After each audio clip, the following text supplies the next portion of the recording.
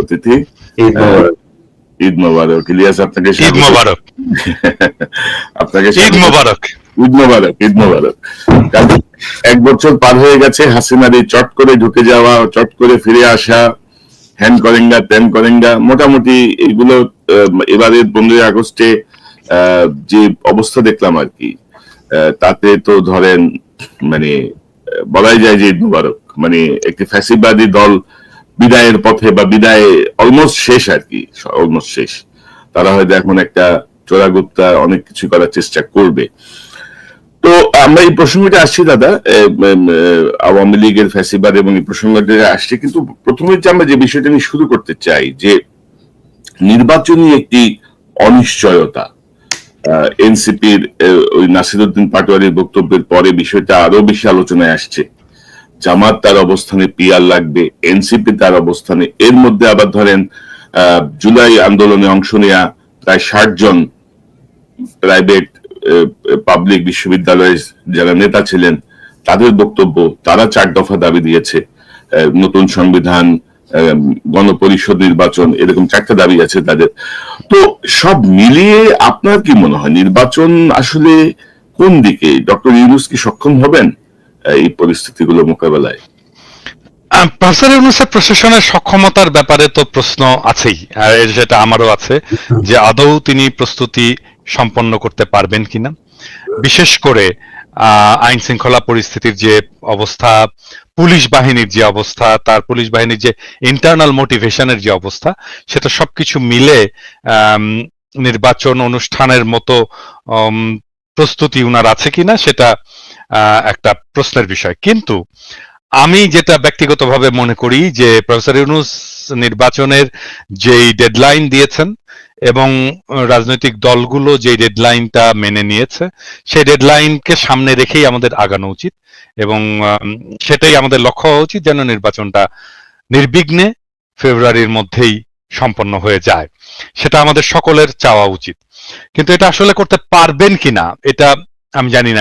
এটা কিভাবে এগোবে, সামনের দিনগুলোতে কিভাবে এই পরিস্থিতিটা অগ্রসর হবে, সেটার উপরে ডিপেন্ড করবে যে উনি আসলে এটা এগোতে পারবেন কিনা। প্রথম যে বিষয়টা নিয়ে ওনাকে নজর দিতে হবে সেটা হচ্ছে যে উনি কিভাবে নির্বাচনটা করবেন। আমার একটা প্রস্তাব ছিল নির্বাচন অনুষ্ঠানের জন্য, সেটা হচ্ছে যে নির্বাচন যদি আমি একই দিনে সারা দেশে করতে চাই, সেটা প্রবাবলি সম্ভব হবে না। আমি বলেছিলাম যে এটা ভাগ ভাগ ভাগ ভাগ করে ধাপে ধাপে ধাপে ধাপে, তাহলে আমি আমার রিসোর্সটাকে, আমার আইন শৃঙ্খলা বাহিনীকে একটা জায়গায় মোবিলাইজ করতে পারতাম, নির্বাচন কমিশনকে একটা জায়গায় মোবিলাইজ করতে পারতাম, প্রশাসনকে একটা জায়গায় মোবিলাইজ করতে পারতাম। আমি সেখানে সর্বাঙ্গ সুন্দরভাবে সেই নির্বাচনটা করে সিলগালা করে আমি ব্যালট বাক্সগুলো রেখে দিলাম, তারপরে আমি নেক্সট জায়গায় গেলাম। এইভাবে একটা দীর্ঘ সময় ধরে ইন্ডিয়াতে এভাবে ইলেকশন হয়, তাহলে হয় আমাদের নির্বাচনটাকে আমরা শান্তিপূর্ণভাবে এবং সুশৃঙ্খলভাবে সম্পন্ন হয়তো করতে পারবো। আমি জানি না এই পরিকল্পনা ওনারা নিচ্ছেন কিনা। আমি একমাত্র দেখি যে নির্বাচন সম্ভব যদি ধারাবাহিকভাবে বিভিন্ন সেন্টারে এইভাবে নির্বাচন করে একটা নির্দিষ্ট সময় ধরে নির্বাচন করে নির্বাচনটা সম্পন্ন করা যায়। কারণ আমার যে নাম্বার অফ সেন্টার আর আমার যে আইন শৃঙ্খলা রক্ষাকারী বাহিনীর সংখ্যা, এই দুইটা তো এক না। মানে তাহলে দেখা যাবে আমি একটা সেন্টারে হয়তো 2 জন বা 3 জন আইন শৃঙ্খলা রক্ষাকারী সমিতির সদস্যদেরকে দিতে পারবো। তাহলে তারা কি সেখানকার আইন শৃঙ্খলা রক্ষা করতে পারবে? এটা সম্ভব? এটা তো সম্ভব হবে না। এবং দাদা বাস্তব অবস্থায় আমি যদি দেখি যে ইলেকশন কমিশন, মানে আমি তো দেখছি যে তারা ড্রোন কিনবেন নির্বাচন কেন্দ্র পর্যবেক্ষণের জন্য, তারা বডি ক্যাম কিনবেন, মানে খরচের ধান্দা। আর এটা কি হবে? আপনি ড্রোন দিয়ে দেখলেন আর কি, দেখে কি করবেন, কি হলো, আপনি বডি ক্যাম দিলেন আর কি, তারপরে কি, মানে এটা তো ধরেন এখন যে অবস্থা। তো এটা নিয়ে আমরা আসি। ইলিয়াস, আপনি কি মনে করেন ডক্টর ইউনূসের এই নির্বাচনের সক্ষমতা বা নির্বাচন নিয়ে আপনি কি মনে করেন, পরিস্থিতি কি? কোন ভাই, ধরেন নির্বাচন নিয়ে এক একজন এক এক কথা বলে। আপনি নির্বাচন ছাড়া ডক্টর ইউনূস কি সারা জীবন থাকবে ক্ষমতায়? মানে এটা তো শেখ হাসিনা না, তাই না? এবং আমার মনে হয় না যে শেখ হাসিনার মতো করে গায়ের জোরে কেউ নির্বাচন ছাড়া বাংলাদেশে থাকার চেষ্টা করবে। ডক্টর ইউনূসের তো সেই ইচ্ছা নাই।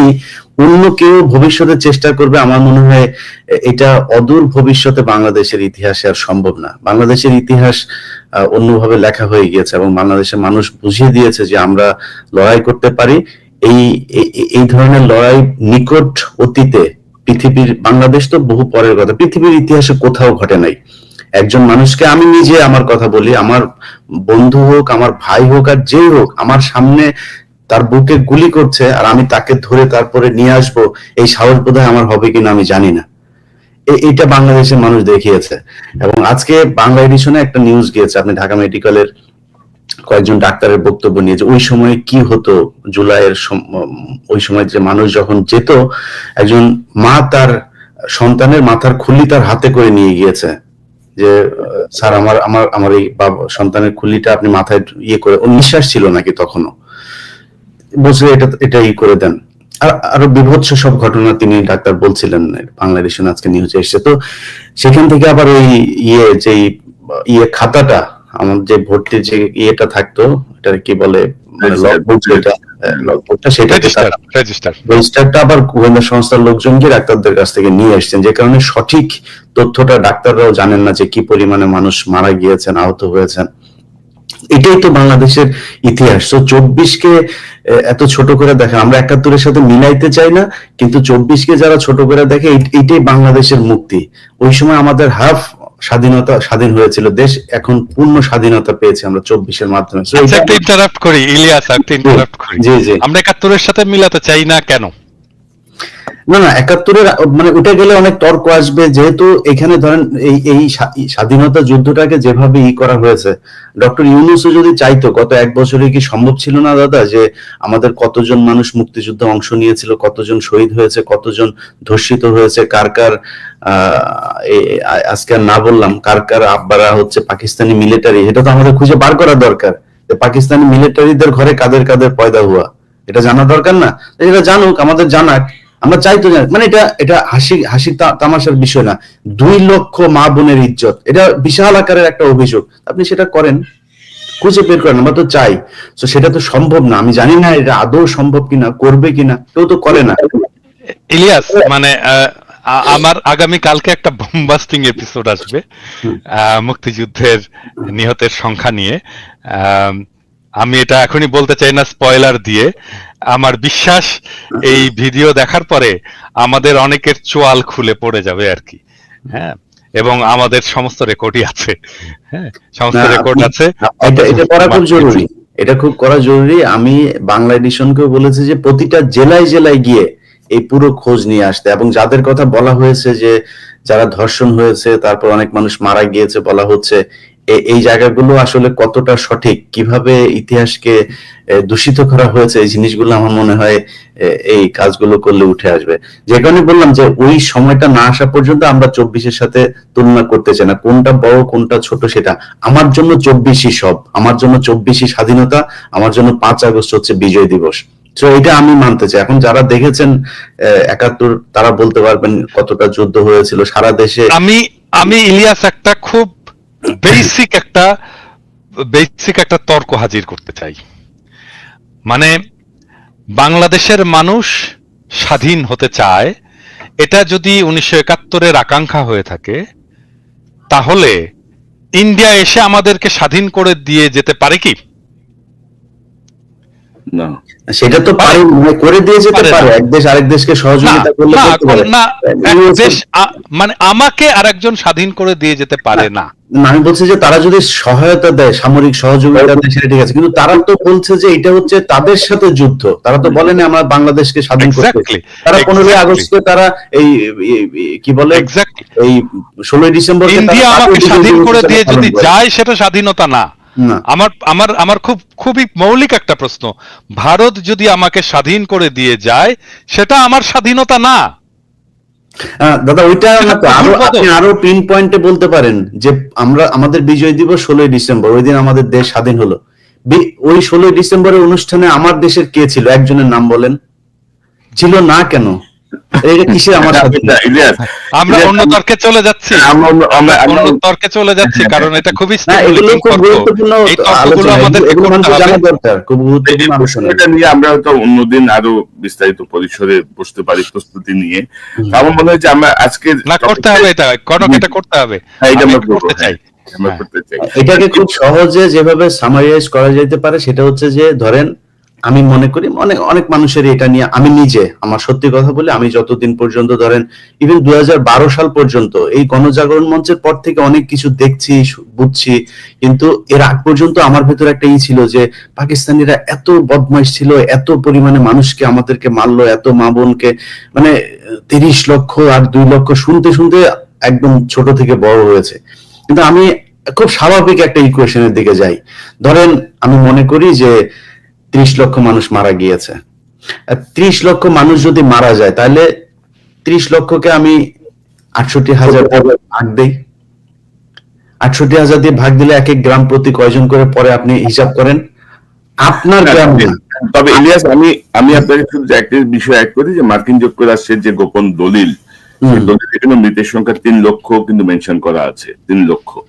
এটা একেবারে ওদের কনক, এটা আমি 3 মানি। লক্ষ, 3 লক্ষ যদি মিলাই দিতে পারে, 3 লক্ষ যদি মিলাই দিতে পারে, কান কেটে আমি কুত্তাকে খিলাবো, বগুড়ার ভাষায় বললাম আর কি। আচ্ছা, আমরা এই প্রসঙ্গটা নিয়ে আরেকদিন অন্যদিন একটু বসি, বিস্তারিত কোথায় কি তথ্য আছে এটা আলোচনা হওয়া দরকার। তো দাদা, আমরা যদি এই নির্বাচন প্রসঙ্গে যদি একটু আবার থাকি, যে ধরেন আমরা দেখছি যে জামাতে ইসলামী ধরেন পিআর নিয়ে কিন্তু একটা স্ট্রিক্ট অবস্থানে চলে গেছে, যে তারা কোর্টে যাবে, তারা এটা মানবে না, ওইটা মানবে না।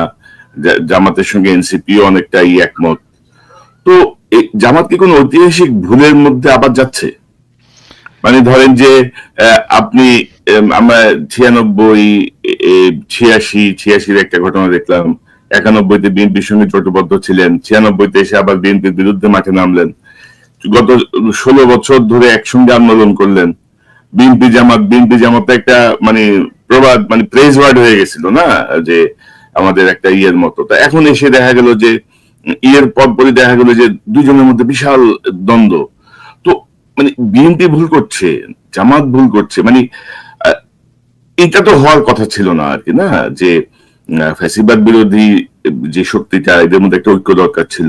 হঠাৎ করে কোথায় খেলা হচ্ছে, কি মনে করেন আপনি? না, এখানে তো অনেকগুলো প্রশ্ন করলেন। আপনি যদি পিআর এর প্রশ্নটা বলেন, পিআর প্রসঙ্গে আমার ভেরি স্পেসিফিক পলিটিক্যাল স্ট্যান্ড আছে, এবং আমি পিআর ইস্যু নিয়ে 2টা এপিসোড অলরেডি করেছি। আমি আরেকটা এপিসোড রেডি করছিলাম, জাস্ট মায়া করে করিনি, কারণ এই এপিসোডটা রেডি করলে জামাত ইসলামের লোকের খুব মাইন্ড করবে আমার উপরে আর কি। কারণ আমি যদি ওই এপিসোডটা করতাম, তাহলে জামাত ইসলামের কোনো চান্স ছিল না কোনো আর্গুমেন্ট নিয়ে দাঁড়ানো। মানে পিআর পদ্ধতিটা বাংলাদেশের জন্য একটা ডিজাস্টার হবে, একটা সিরিয়াস ডিজাস্টার হবে। আমরা অলরেডি উচ্চ কক্ষ একটা ডিজাস্টার হয়ে গেছে, এরপরে আবার এই পিআর একটা সিরিয়াস ডিজাস্টার হবে, মানুষের হাত থেকে ক্ষমতা চলে যাবে। হ্যাঁ, এখন যদি জামাত ইসলাম যদি এক গুয়ে হয়ে, এক রোখা হয়ে যদি পিআর এর পক্ষে দাঁড়ায়, তাহলে তো আমাকে আবারও এক গোয়ে হয়ে, এক রোখা হয়ে এই পিআর এর বিপক্ষে মানুষকে বুঝাইতে হবে। হ্যাঁ, এবং আমার এপিসোড কিন্তু রেডি। আমার বিশ্বাস জামাতে ইসলাম পিআর জিনিসটা বুঝেইনি ঠিক মতো। আমি সরি টু সে যে এই বিষয়টা বুঝেনি, এবং এই পিআর করার ক্যাপাসিটি বাংলাদেশের ইনস্টিটিউশনালি নাই। এটা এক্সট্রিমলি কমপ্লেক্স সিস্টেম। এটা আমি বাদ দিলাম, এটা কমপ্লেক্সিটির ইস্যুটা বাদ দিলাম। ধরা যাক আমি এই কমপ্লেক্সিটিটাকে ম্যানেজ করতে পারলাম কোনো না কোনো ভাবে, কিন্তু এইটা বাংলাদেশের ডেমোক্রেসিকে, বাংলাদেশের স্টেটকে এবং বাংলাদেশের জনগণকে ক্ষমতাহীন করবে। এই বিষয়টা ওনারা বুঝতে পারতেছেন না। এত বিজ্ঞ রাজনৈতিক দল, ওনারা যে কেন বুঝতে পারতেছেন না আমি এটা জানি না। আপনি দরকার হলে ওনাদেরকে ডিবেটে ডাকতে পারেন আমার সাথে, যদি মনে করেন। আমি কিন্তু শীর্ষ নেতাকে ডাকতে হবে একদম। আমি ওই রকম চুটকা ফাটকা নেতাদের সাথে আমি এটা নিয়ে আলাপ করবো না। শীর্ষ নেতাকে ডাকেন, পিআর পদ্ধতি নিয়ে ডাকেন, আমি ডিবেট করতে, প্রকাশ্যে লাইভে ডিবেট করতে রাজি আছি। কিন্তু এদের জামাত কি আবার কোন ঐতিহাসিক ভুলের দিকে যাচ্ছে, যেটা 86-96-তে হয়েছে বা 71, মানে হঠাৎ করে একটা সিদ্ধান্ত, মানে কেমন যেন একটা রাইট টাইমে এসে রাইট ডিসিশন নেওয়া, বা রাইট স্রোতের পক্ষে থাকা, মানে কেমন যেন তারা ইয়ে করে, এবারও কি এরকম কিছু হচ্ছে, ঐতিহাসিক কোনো ভুলের দিকে যাচ্ছে মনে করেন? মানে রাজনৈতিক দলগুলো তো ভুল করেই, এটা তো সব দলেরই তো ভুল থাকে, রাজনৈতিক ব্যক্তি হিসেবেও আমাদের ভুল থাকে। হুম। আম, কিন্তু এই পিয়ার পদ্ধতি নিয়ে যদি মূলামূলি করে শেষ পর্যন্ত জামাত কিছু অ্যাচিভ করতে চায়, আমি এটা মনে করব যে এটা আরেকটা রাজনৈতিক ভুল হবে, বড় ধরনের রাজনৈতিক ভুল হবে, এবং এটা জামাত পরবর্তীতে স্বীকার করবে, করতে বাধ্য হবে, কারণ এর ফলে বাংলাদেশ যে জায়গায় যে দাঁড়াবে সেটার দায় তো তখন তাহলে জামাত ইসলামকে নিতে হবে। হ্যাঁ। আর আর আরেকটা বিষয় হচ্ছে কি যে মানে এটা রাজনৈতিক দলগুলোকে বুঝতে হবে যে রাজনৈতিক দলগুলো কেন মনে করে যে আমরা দেশের মালিক। তা তো না। কয়েকদিন আগে তো একটা জরিপ বেরিয়েছে, তাই না? কয়েকদিন আগে জরিপ বেরিয়েছে, সেখানে দেখা যাচ্ছে 12% মানুষ বিএনপিকে ভোট দেবে, 10.5% মানুষ জামাত ইসলামীকে ভোট দেবে, 3%-এর মতো মানুষ এনসিপি কে ভোট দেবে, 7%-এর মতো মানুষ, 7.3%-এর মতো মানুষ আওয়ামী লীগকে ভোট দেবে। আপনি সবার ভোট যদি এক করেন তাহলে দেখবেন যে 63% মানুষ এগুলো কোনো রাজনৈতিক দলের উপরে কোনো আস্থা নাই, তাদেরকে ভোট দিতে চায় না, ঠিক করেনি যে তাদেরকে ভোট। তাহলে রাজনৈতিক দলগুলো এত হ্যাডম কেন দেখায়? তাহলে কোথায় রিপ্রেজেন্টেশন এই 63% মানুষের? তাদের কথা তো শুনতে হবে। বুঝলাম যে মানে জামাত ইসলামীর একটা বিশাল একটা বুকের মধ্যে একটা লাল টুকটুকে আপেল আছে, আমাদেরকে আপেলটা দেখাক। আমরা কথা বলি, আমরা তো জামাত ইসলামীর শত্রু না, আমরা বিএনপিরও শত্রু না, তাদের ভিতরে লাল টুকটুকে আপেলটা আমাদেরকে দেখাক, আমরা একটু নেড়ে চেড়ে দেখি, একটু কামড় দিয়ে দেখি কেমন স্বাদ, মিষ্টি কিনা, কচকচে কিনা। তো আমি যেটা বলবো সেটাই করতে হবে। কেন? ওয়াই? জনগণের সাথে তো এনগেজ হতে হবে, আমাদেরকে বোঝাতে হবে তো। মানে আমরা তো বানের পানিতে ভেসে আসিনি, 73%, 63% মানুষ তো বানের পানিতে ভেসে আসেনি। তাদের সাথে এনগেজ হতে হবে, তাদের সাথে কথা বলতে হবে। এমনকি তাদের পক্ষ হয়ে যারা কথা বলে বলে মনে করে মানুষ, তাদের সাথে কথা বলুক। আপনি, আমি, কনক, আমাদের তিনজনের সাথে কথা বললেও তো একটা সেকশন অফ পিপুলকে তারা কভার করতে পারে, পারে না? এখন তারা বলতে পারে আপনারা কি রাজনৈতিক দল, মানে আপনারা যে রিপ্রেজেন্ট করেন তার গ্যারান্টি কি? মানে আমরা যদি জনগণের কণ্ঠস্বর নাই হইতাম, আমাদের পাছায় লাথি দিয়ে পাবলিক চলে যেত, পরের দিন চলে যেত। ওটা এমনিতেই দেখা যায়, আমাদের ভিডিওর ভিউয়ে দেখা যায়, আমাদের সাবস্ক্রিপশনে দেখা যায়, আমার ফেসবুকের লেখায় দেখা যায়। পাবলিক এমনি দেখাই দিত যে আমরা এদেরকে চাই না, এদেরকে পছন্দ করি না, আমরা এদের সাথে নাই। কারো মনে না হলে এটা সরাসরি বলুক, তারপরে দেখা যাবে না। হ্যাঁ, সেটাই না। এখানে ধরেন এই জরিপটা কিন্তু আরেকটা জিনিস ইন্ডিকেট করছে যে একটা সময় ছিল না যে এবার ধানের শীষের জোয়ার, এবার দাঁড়িপাল্লার জোয়ার, এবার নৌকার জোয়ার, অর্থাৎ মার্কা থেকে মানুষের মন সরে গেছে কিন্তু, একদম পুরোপুরি। এটা কিন্তু তো মানে আমার মনে হয় যে রাজনৈতিক দলগুলোরও চিন্তা করার বিষয় আছে। কিন্তু এই মুহূর্তে ধরেন বিএনপি, জামাত, এনসিপি, এই যে এতদিন ঐক্যবদ্ধ থেকে হঠাৎ করে তারা কেন এত বিভাজিত হয়ে পড়লো, এটাও কিন্তু একটা মানে প্রশ্ন জনগণের কাছে। ইলিয়াস, আপনি কি মনে করেন, এই যে জামাত কি কোনো ঐতিহাসিক ভুল করতেছে আবারও, বা এই যে বিভাজনটা?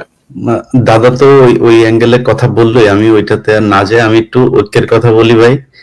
হচ্ছে যে প্রথমেই 15ই আগস্টে বিএনপির এবার যে ভূমিকা ছিল, এটার জন্য বিএনপি কে অনেক ধন্যবাদ। এই একই ধরনের ভূমিকাটা জামাত ইসলামও নিতে পারতো। আমার বিশ্বাস যে তারা মাঠে ছিল, কিন্তু সরাসরি কেন আসে না সেটা আমরা জানি না। একটা কথা পরিষ্কার করে বলি, এই 5ই আগস্টের ঠিক আগের দিন রাতেও আপনারা জেলখানায় আপনাদের নিজেদের খাবার ভাগাভাগি করে খেয়েছেন, কোনো দল এখানে ছিল না। আমরা ওই রাতে সারা রাত, আমার মনে আছে, তার আগের 2-3 রাত, যে রাতে আমি হারুনের ভিডিওটা ছাড়লাম, ওই রাত থেকে আমি আর ঘুমাইতে পারি না। আমি জানতাম যে এই হারুন, এবার যদি এটার কোনো পরিবর্তন না হইতো, হারুন আমার পুরো বংশ নির্বংশ করে ফেলতো। আমি ঘুমাইতে পারিনি।